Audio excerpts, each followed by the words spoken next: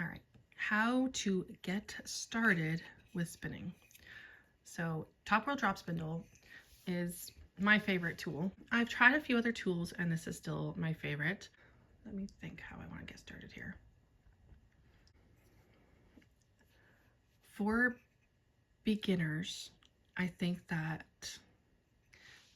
working with a rolag is the easiest way to start.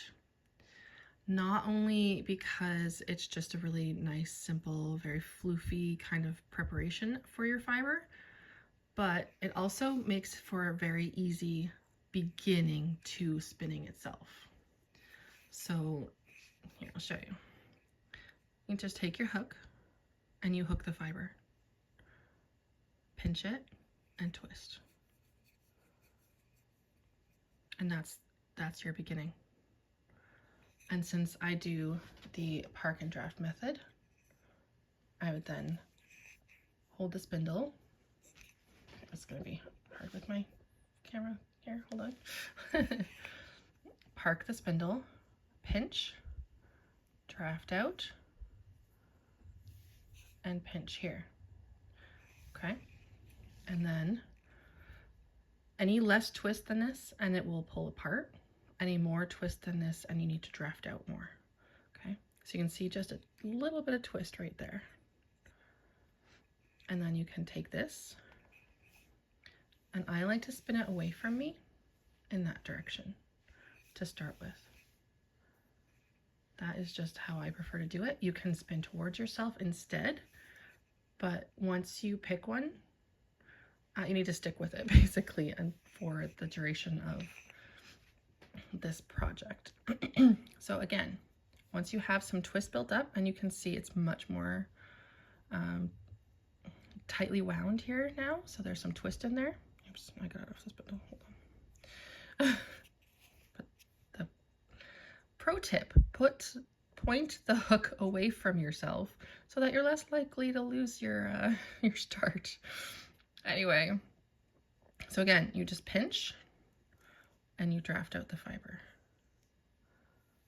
And then you let the twist that you have built up move into that fiber that hasn't been twisted yet. Okay, so there you go. That's basically what you want. So at this point, you can take it off the hook and wrap it onto the shaft of your spindle. And this is the beginning of your cop. Okay, so you have just enough here that you can go back up to the hook.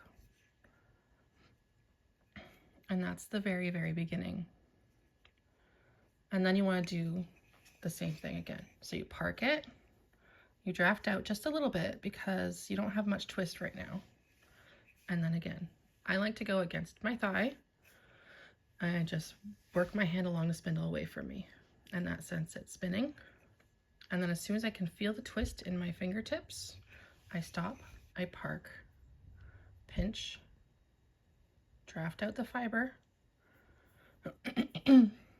and keep doing that until you've used up your twist.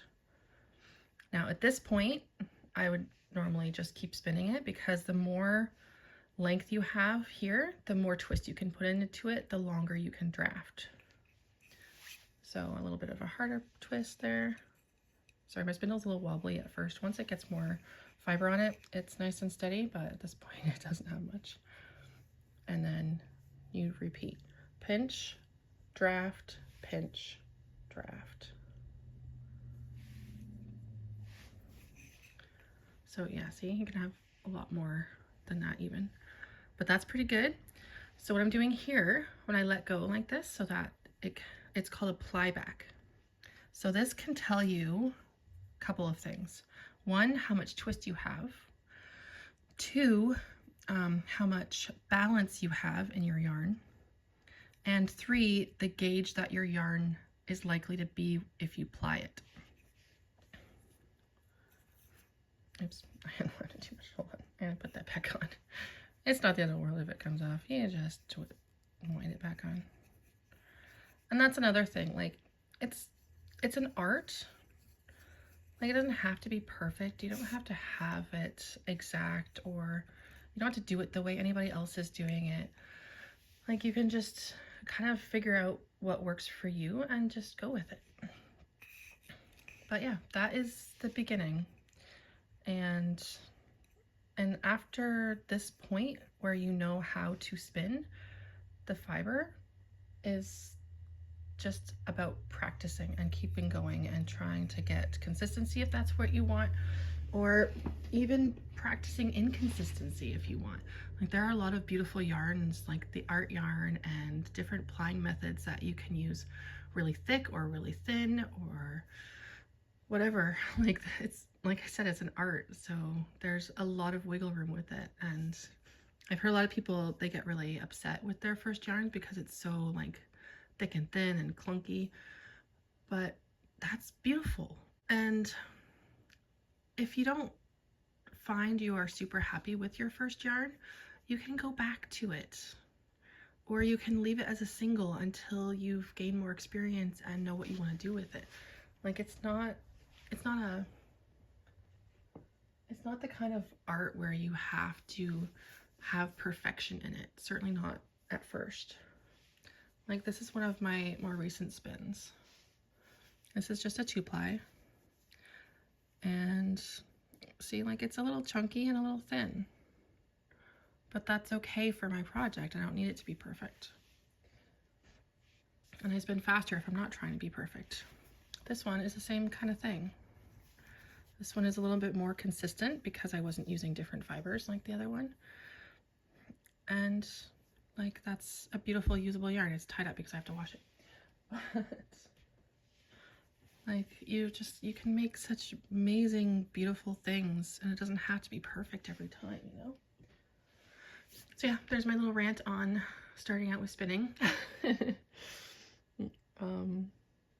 What I started with was a homemade spindle and homemade Whorl eggs that I literally just combed out with these dog brushes.